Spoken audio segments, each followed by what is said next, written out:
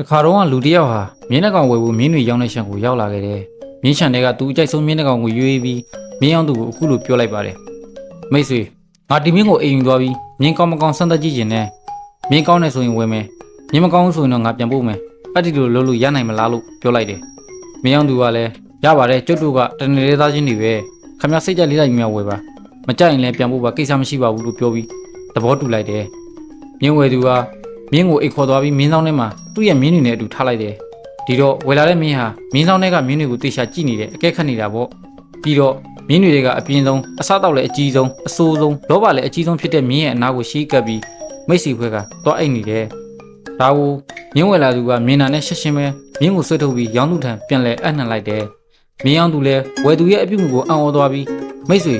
ဘာကြောင့်ဒီမြင်းကိုမကြိုက်ရတာလဲဗျမြင်းကိုစမ်းသက်ကြည့်ပြီးလားလို့မေးလိုက်တယ်ဒီတော့မြင်းဝယ်သူက